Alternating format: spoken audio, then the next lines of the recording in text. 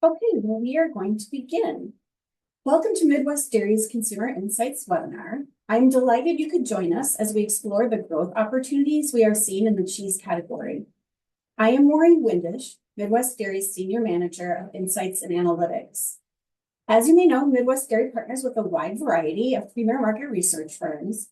And today, the webinar will be led by myself, as well as Michaela Miller from Mintel. Michaela serves as Senior Account Manager at Mintel.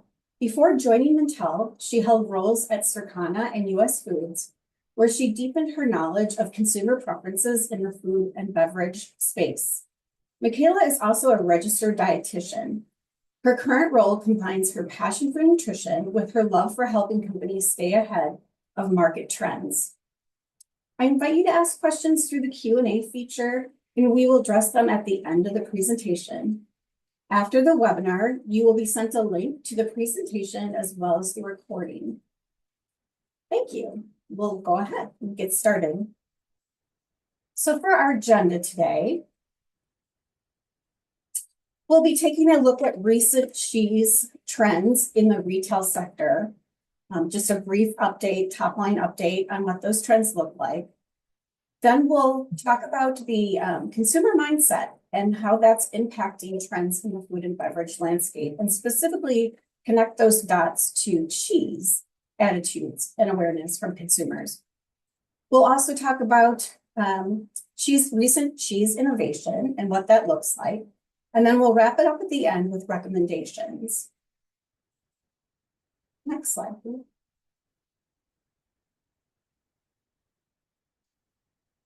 So this is a long-term trend of cheese sales at total retail in the US.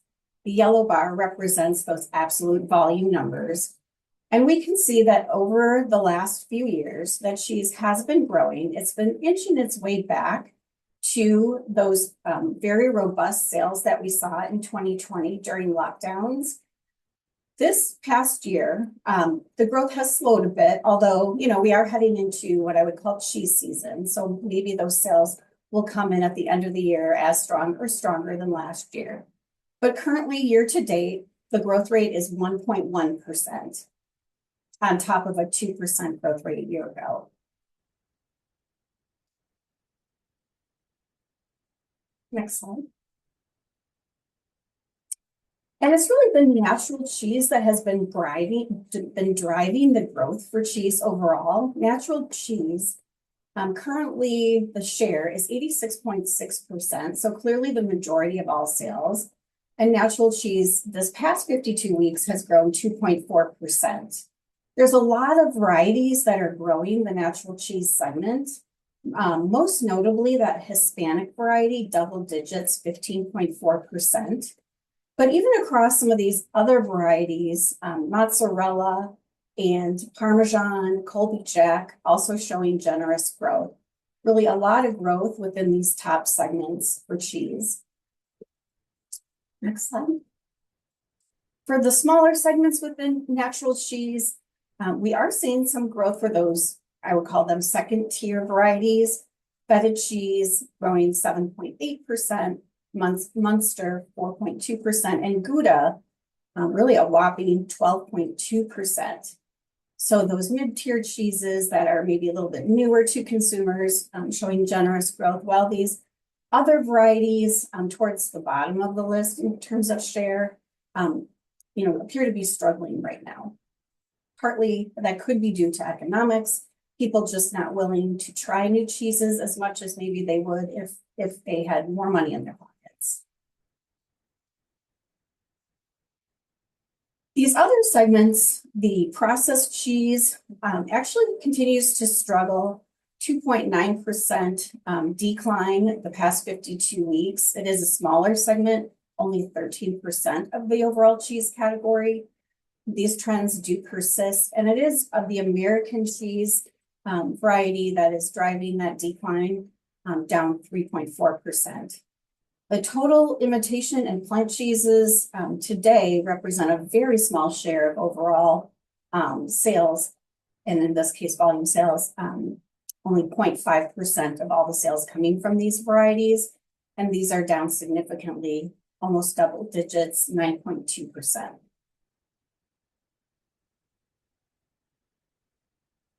From a format perspective, these are the varieties that are top. So shredded, slice, and chunk are the top three forms for consumers, and really that chunk variety growing very generously 7.1%, and the round variety even topping that with 12.5% growth.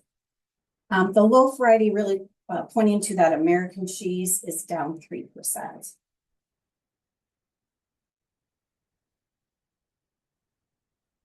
From an outlet perspective, not surprising that we continue to see some weakness within the grocery outlets, even though they hold on to the majority of cheese sales at 54.2%. It's really those non-traditional outlets where you see in the growth coming from. Super centers, clubs, and other outlets like that contributing to the growth, and grew in this past year, 52-week time period, 3.5%. On the e-commerce side, a lot of growth coming from e-commerce. This is just the natural cheese segment. This is what we have insights on currently. We're seeing, no matter what time period you look at, whether it's the 52-week time period or the year-to-date or the 4 weeks, we're seeing double-digit dollar growth and double-digit unit growth, which is a very promising segment to be tapping into.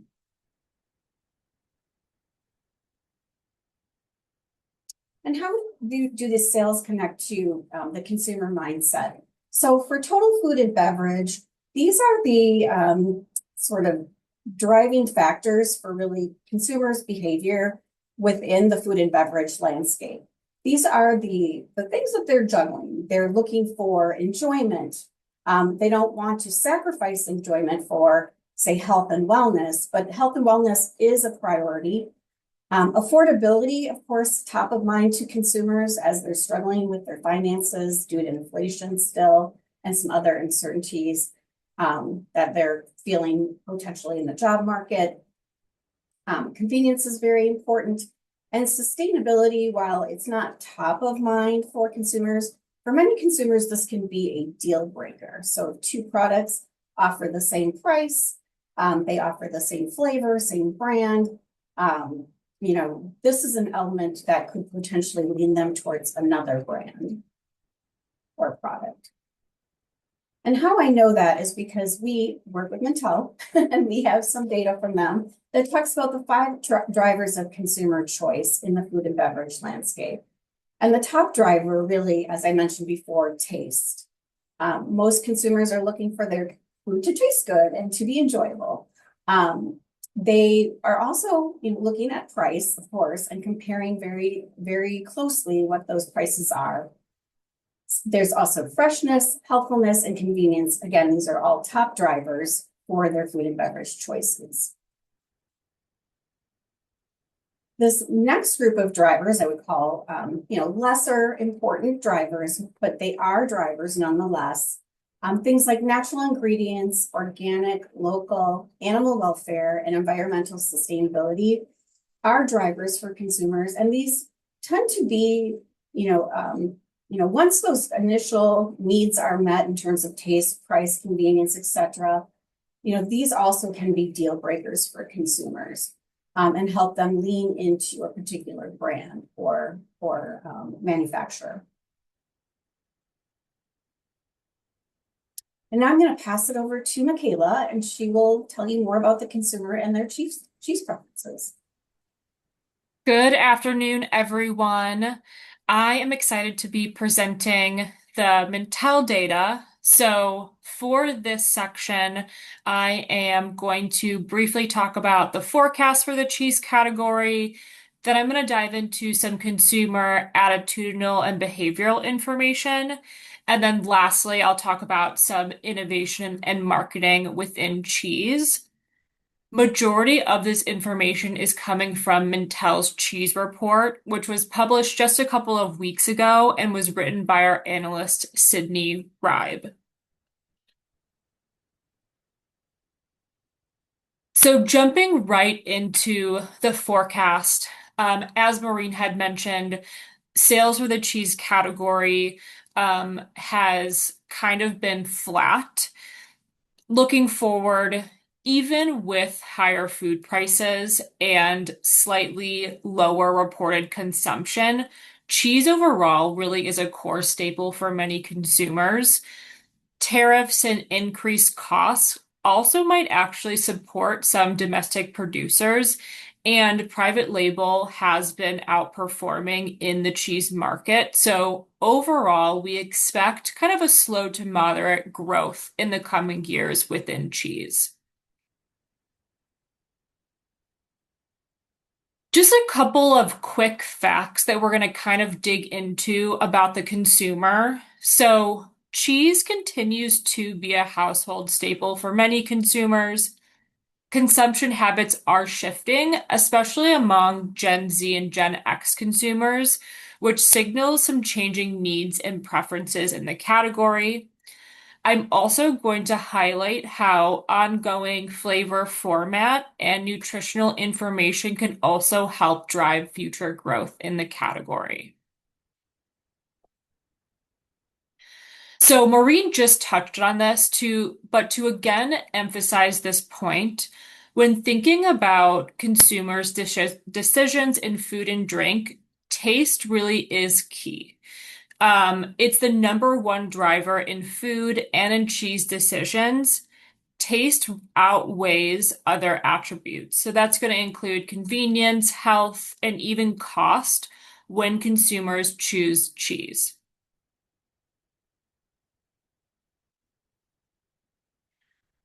When looking at types of cheese consumed by generation, we see older consumers continue to rely on traditional dairy cheese, which is going to keep that segment strong. We also do see that about a quarter of Gen Z and millennial consumers only consume one type of cheese format. So there really is room for growth with these younger consumers in cheese.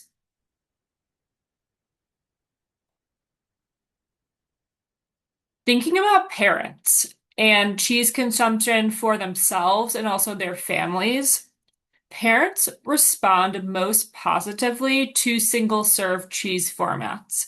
Parents say that 31% of parents say that cheese is good for their kids.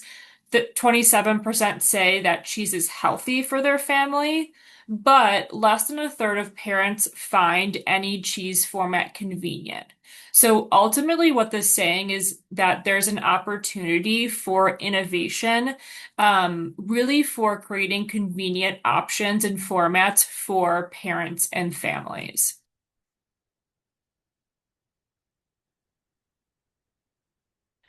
When consumers are surveyed about how they use cheese, younger generations have lower consumption and fewer use occasions overall for cheese. Yet, we do know that younger consumers are most likely snacking across day parts. And we also know that 38% of Gen Z consumers like to snack to try something new. So again, this is creating an opportunity to position cheese as a snack food and also to position cheese as kind of a new and unique option for snacking. So some options of positioning could be like melting cheese on ramen or creating a cheese candy board. So again, kind of creating a new and exciting way for younger consumers to consume cheese and try something new.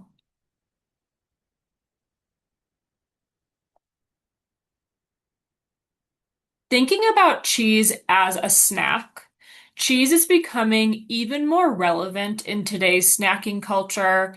People snack on cheese because they think it's indulgent, they think it's healthy. It gives a little bit of spontaneity, and it might be part of their routine. We're also seeing rising interest in high protein diets, and so consumers are actively looking for a quick and tasty protein option throughout the day. So again, there's opportunity for cheese to be repositioned and also have innovative formats like cheese sticks or bite-sized pieces like shown in this slide. So this can help kind of deliver on that idea of portability and flavor and portion control that consumers are looking for.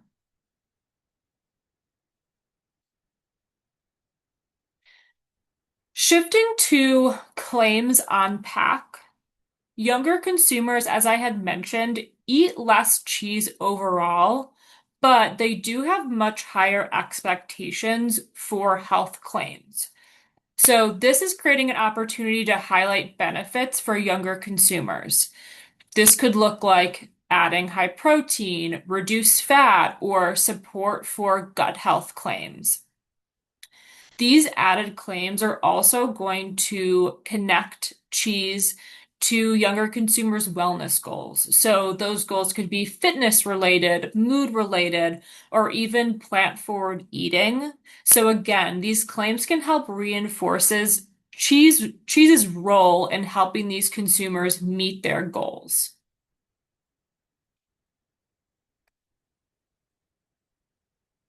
Continuing to look at younger consumers and claims, we see that Gen Z and millennials are increasingly expecting sustainability and ethics from the dairy category. 21% of millennials choose dairy alternatives due to animal welfare, and about 60% of Gen Z and millennial consumers say that environmental factors influence their milk purchases. So, having clear labeling, certifications, and then also using storytelling around responsible sourcing can really help brands resonate beyond taste and nutrition for these younger consumers.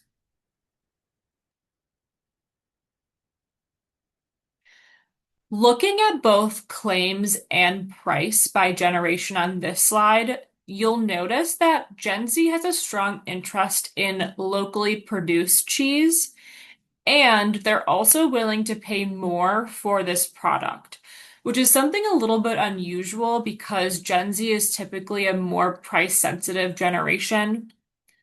You'll also notice here that Gen X is willing to pay more for premiums for both local and imported cheeses.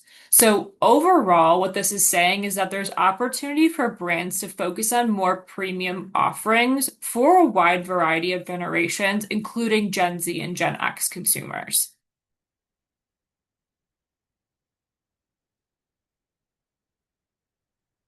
In this example, we are looking at a brand that is including some health claims on pack. So we're seeing 33% more protein, natural, low calorie, all listed at front of pack. And this is helping to drive strong positive perceptions of this product. And even though it says reduce fat on pack, it's still viewed as an indulgent treat. So this example here is a great example of a brand that's framing cheese as a smart, and satisfying choice that can also help consumers balance health and enjoyment.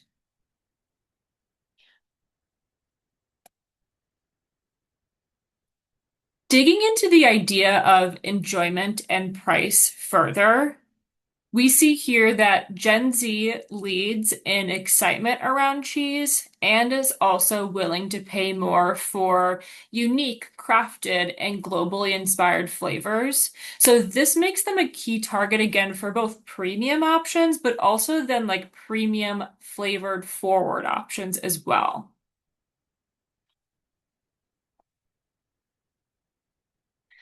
When thinking about how consumers' flavor preferences differ by generation, classic, creamy, and sharp cheeses are still popular, but there is room to expand some flavor profiles. Gen X gravitates toward savory and umami driven options, whereas younger consumers show interest in sweet and fruity cheese flavors.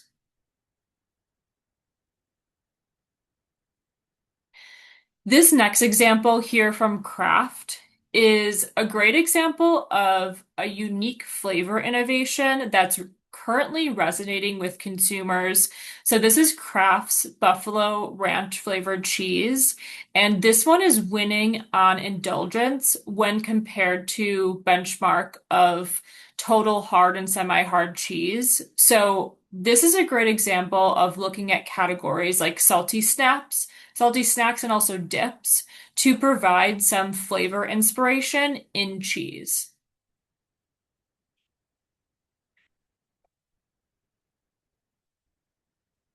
When considering consumers with budget restraints, we can assume that these consumers who have tighter budgets feel the cheese prices the most. We also know that private label continued to perform strongly as an affordable alternative for these consumers. So messaging around affordable nutrition is going to resonate widely for these consumers and also is an opportunity for brands to build value with these price conscious consumers.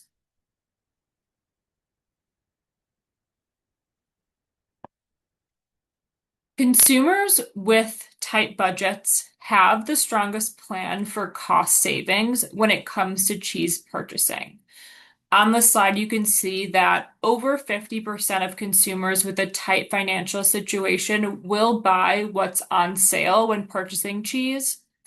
You'll also notice here that 45% of these consumers will switch to a less expensive brand as well.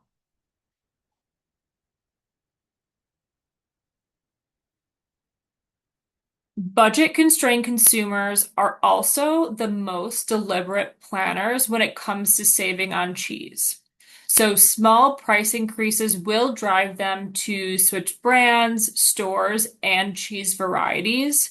So with more price increases expected, focusing on consistent value and also messaging around value is going to be the key to both keeping and also attracting this segment of consumers.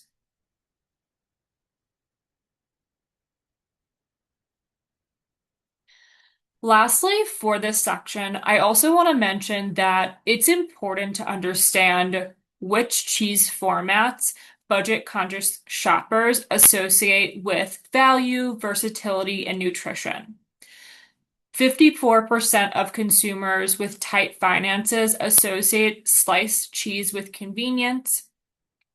Shredded cheese is also often associated with versatility, and many consumers associate block cheese with good value. So again, having clear messaging across formats can also minimize switching behavior and build reliability during tighter economic periods.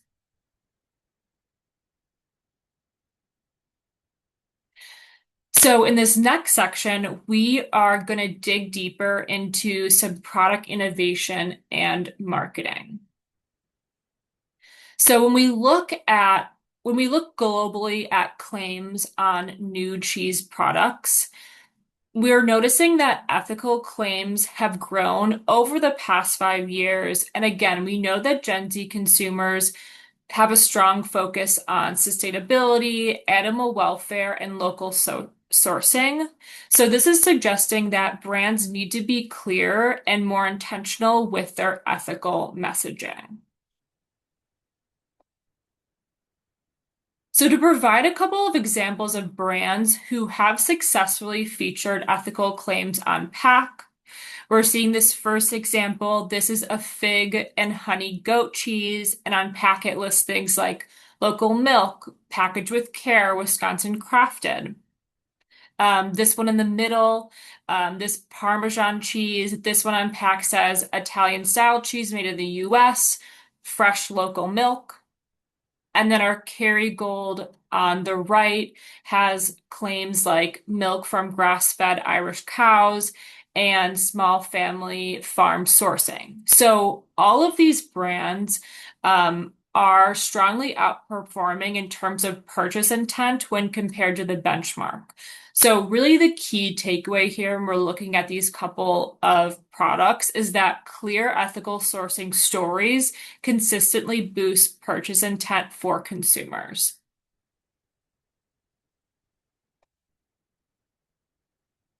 This next chart here is looking at dietary claims and cheese innovation globally. So we see since 2020, product claims have shifted toward more specific health and lifestyle needs. There's strong growth in claims like low, no reduced allergen, lactose-free, vegetarian. Meanwhile, other claims like organic have declined.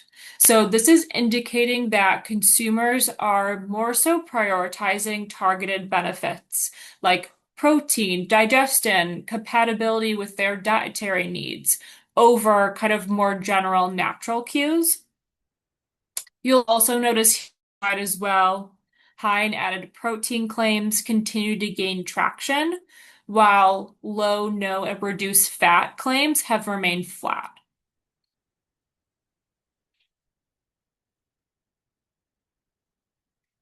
Looking at a couple of examples of brands that have successfully incorporated healthy positioning on pack.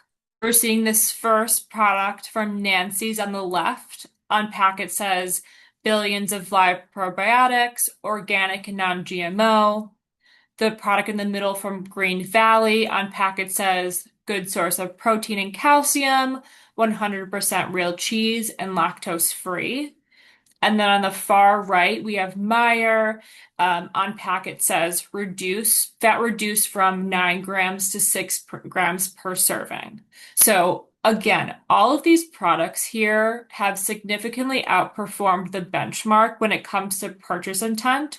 So the takeaway here is that having clear and specific health claims on pack can significantly improve consumer interest.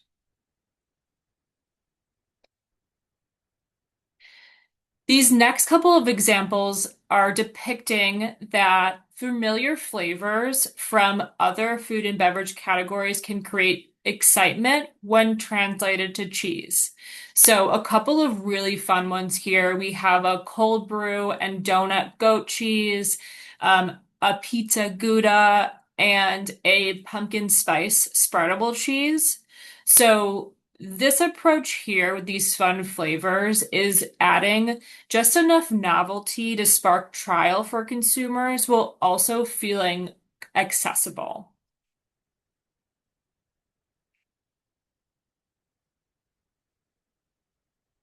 This next example here, another really fun one. This is an example of leveraging pop culture, some heat trends, as well as some like plant-forward formats to broaden relevance. So ahead of the Stranger Things season, Baby Bell launched this Hellfire Cheese LTO. So this one has a spicy blend of red bell pepper, jalapeno, and cayenne. And then the packaging that you're seeing here also ties into the show. So this is really helping to attract fans of the show and also drive collectability.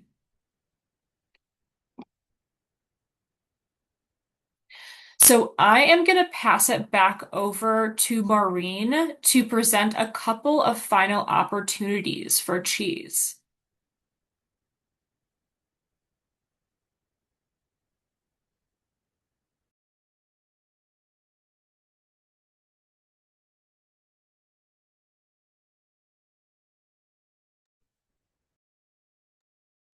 Maureen, I think you may be on mute still. Sorry about that.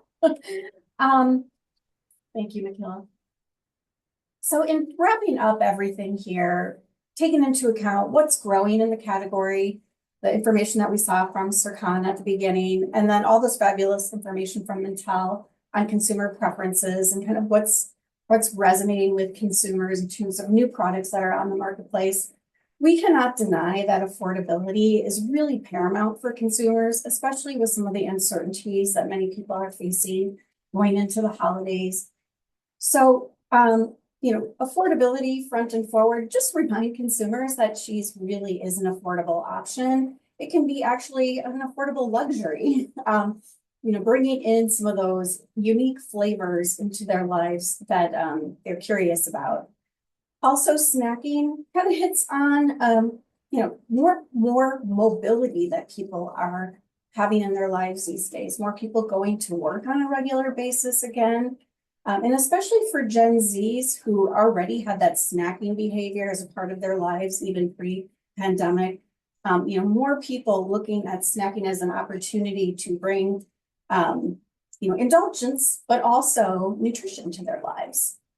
Hispanic flavors and premium varieties, these are really growing. We're seeing a lot of interest in Mexican style cooking, as well as these unique varieties that are coming into the marketplace and sparking interest. Don't forget about your core, of course, while doing that.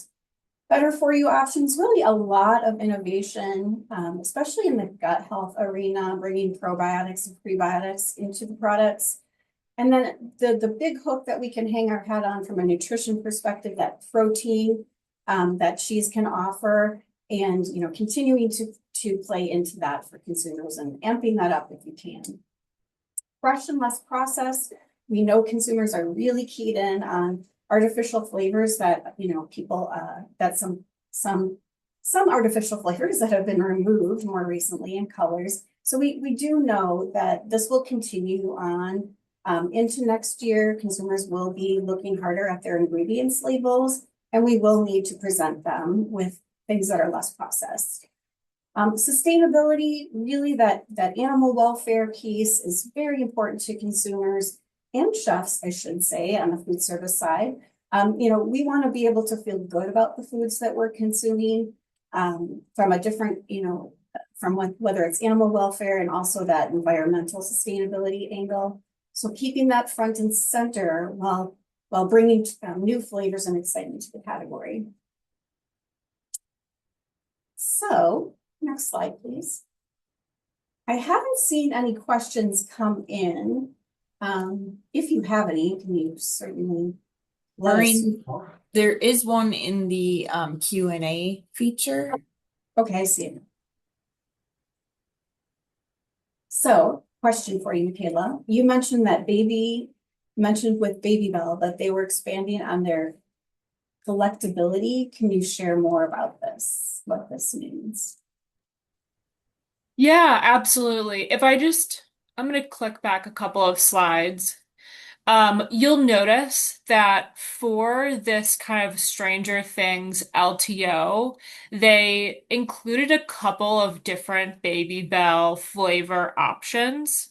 So that's sort of what I meant about that collectability. Like, fans of that show might want to collect each option and each flavor of the Baby Bell cheese to be able to try, and also to be able to kind of connect with that hobby that they have, that show that they watch. So again, that idea of collectability, I think they did really well with this innovation, and just giving consumers this LTO, but a couple of options with this LTO.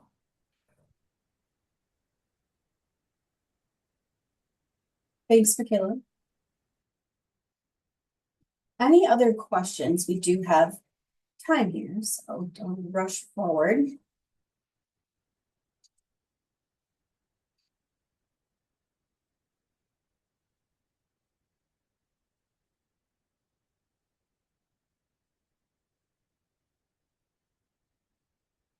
Okay. Well, I'm not seeing any additional questions coming in. But I did want to let you know that we do have a webinar coming up. If you could forward a bit, Michaela.